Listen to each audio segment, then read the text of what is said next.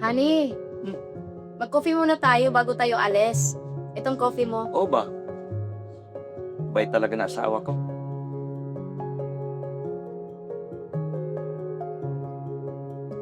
Honey, ano ba iniisip mo? Alam mo, honey, iniisip ko lang kasi, sobrang laki ng bahay natin. Wala naman tayong anak. Sino magmamana nito? Hayaan mo, honey. May awa din ang Diyos. Magkakaroon din tayo. Paano naman nangyari yun? Hindi ka naman magkakanak eh. Dumi-dumi ng mga sasakyan na to. Ako.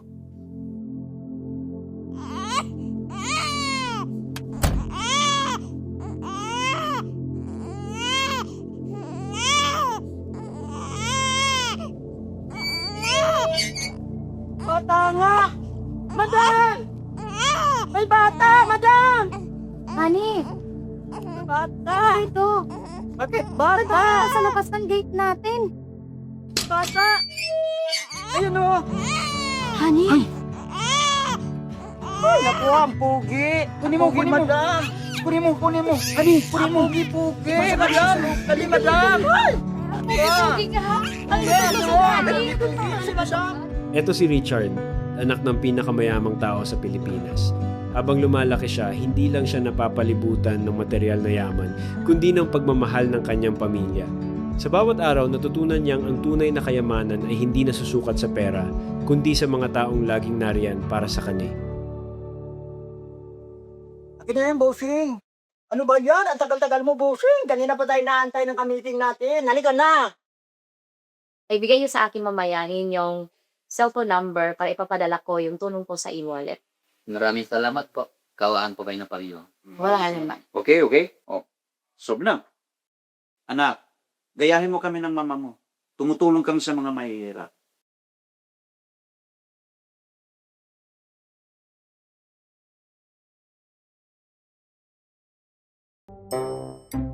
Nagpakita na naman ng impacta! It's you, Sarah. Mas maganda ako sa'yo. Mas maganda ako sa'yo. Ay, kabayo! Oh, Cynthia. Napasugod yata kayo. Don Samson, Doña Dilaila, meron sana akong sagya sa inyo eh. Ano yan? Sabihin mo na. Nagpunta ako dito para mangutang. Magkano naman kung sakali? Kahit 150 million lang. Ha? Nagpunta ako dito para mangutang. Magkano naman kung sakali? Kahit 150 million lang. Ha? Saan ko ba gagamitin yan? Don Samson, i-invest ko lang sa mga negosyo ko. Alam mo naman, ang dami kong negosyo ngayon. Kailangan ko lang talaga ng pera. Nabiglan lang ako. Sobrang namang laki niyan. Huwag kang mag-alala, Don Samson. Babayaran naman kita. At saka, ikolateral ko yung bahay ko. May swimming pool yun. Ang ganda. At saka marami pa akong properties. Kabayanan talaga kita. Ano anak? Ano mal? Honey, ikaw naman ang last say dyan. Oo nga naman, Don Samsung. Kilala ka namin dito sa munisipyo na ang yaman-yaman mo. Kaya iniidolo ka kita eh. Ipadala mo sa akin ang original na titulo ng lupa, mga dokumento. Papaayos ko sa aking abogado. At yung 150 million na inuutang mo, bibigay ko bukas. Okay ba? Sabi ko na nga ba, Don Samson eh. Ang bait ko talagang mag-asawa. Hindi ako nagkamali nagpunta dito.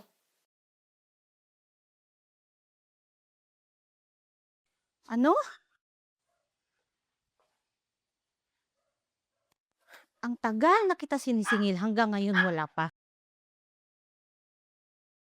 Kailangan mo na magbayad sa akin. Ang tagal na ng utang mo. Hasmi naman. Matagal na kita binigyan ng palugit. Pwes, kung hindi ka magbabayad ngayon, ipakuha ko lahat ng gamit mo. Pare, tulsongi talaga ni ma'am, no? Maingay, marinig ka. Kaya walang tungal ka na boyfriend yan. Ano, wala? Ito, ako liligaw dyan. At maingay. Ikaw maliligaw kay ma'am? Subukan ko maligaw dyan.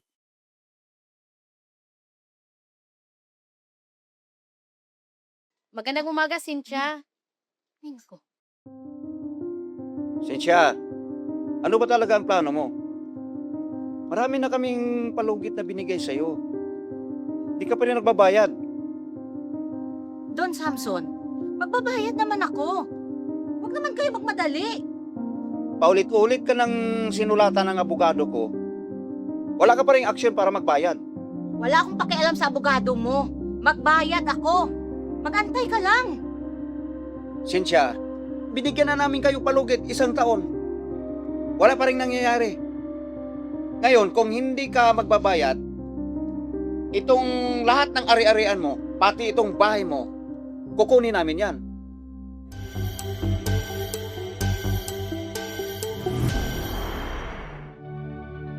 Attorney, magandang umaga Oy, po. good morning. Anong balita? Attorney, inayos na po namin mag-asawa ang aming mga pasaporte dahil doon na po kami manimurahan sa Amerika. Sa akin na kasi ipinamana lahat ng mga negosyo at ari-arian namin doon. At wala namang ibang magkasikaso kundi kami rin mag-asawa. Anong ba? Paano naman yung mga negosyo at mga ari-arian niyo? Gusto namin ipasa sa aming anak ang pamamahala sa aming negosyo at ari-arian dito sa Pilipinas. Sigurado ba kayo dyan? Sigurado na. Bro, laki ng problema ni Ma'am Cynthia. Oo nga, bro. Malaki ang utang niya sa mag-asawang Samson at Delilah. Pag hindi mababayaran, kukunin ng mag-asawa ang bahay ni Madam. Simple lang yan, bro. Ako ang gagawa ng solusyon. Alam ko nang iniisip mo, no? Papatumba mo? Tawagan mo siya. Anak, flight na namin mamaya ng mama mo. Basta wag na wag mo kalimutan ang mga bili namin sa'yo. Anak, alit sa kami ng papa mo. Ito, lahat ng mga payo na akin sa'yo, especially tatapa mo, sundin mo yon lahat. Pagpatuloy mo ang pagtulog sa kapwa. Teka, dito mo. Hello? Sino to? Ano? Dati, totoo ko sinasabi mo. Ha? Sige. Sige. Maraming salamat sa impormasyon mo. Mahal, Rio tumawag. Si Dante tumawag. Ano sabi? Pinag-iingat nga tayo. Mayroong masamang balak si Cynthia sa atin. Diyos ko. Mag-iingat po. Attorney, bakit mo po ako pinatawag? May bilin ang iyong mga kinikilalang magulang. At ito ay dapat gamitin nyo sa magandang paraan. At lalong-lalo na sa paghahanap ng isang mahirap at may ginintuang puso. Tuloy ang paghahanap ni Richard ng taong mabuti at tunay na may gininto ang puso sa kabila ng patuloy na pagpapanggap niya bilang isang pulubi upang makita kung sino ang magmamahal at tutulong ng walang kapalit.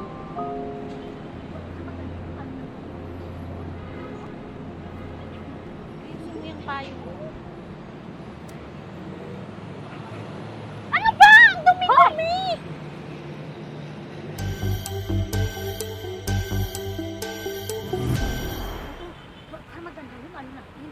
Ayun, diba? Ayusin mo yung payo mo. Ano ba? Ang dumi-dumi! Ay, ang pogi. Taho ka nga, ang laki-laki ng katawan mo. Ang dumi-dumi mo. Layuan mo nga ako. Magtrabaho ka para may makain ka. Ano nga? Ah! Ang dumi.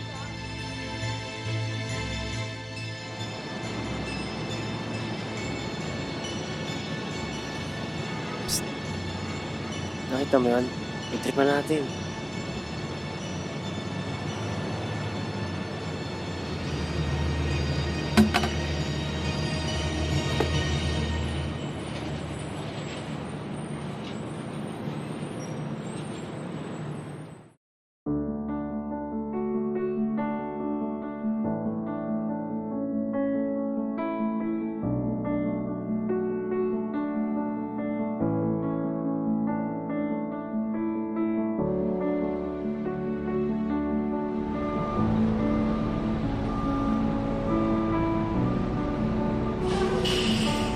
Eto sa'yo. Baon ko yan. Pasensya ka na ha. Nilis lang yung ulam ko. Pasensya na kung ito lang nakayanan ko ha. Bibigay ko sa'yo. Kasi parehas lang din naman tayong mahirap. Kagaya mo rin. Salamat, ate. Sige. Pasensya ka na. Nagmamadali ako. Teka, te. Magandang hapon po. Ako nga pala si Richard. Nandyan po ba si Eva sa loob? Tara po, tuloy kayo. Oo, Eva. Hindi mo ako kilala.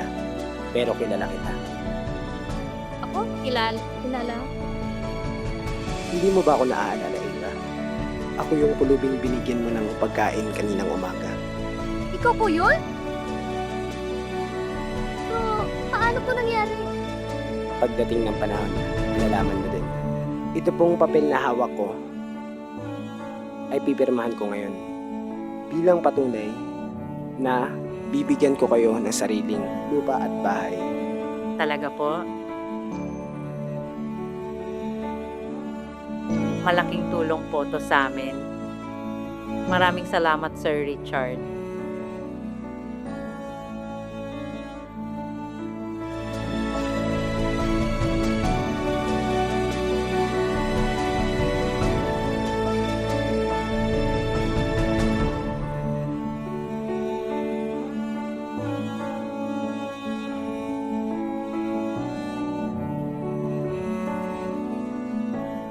Kamusta naman po kayo? Komportable po ba kayo dito sa bahay?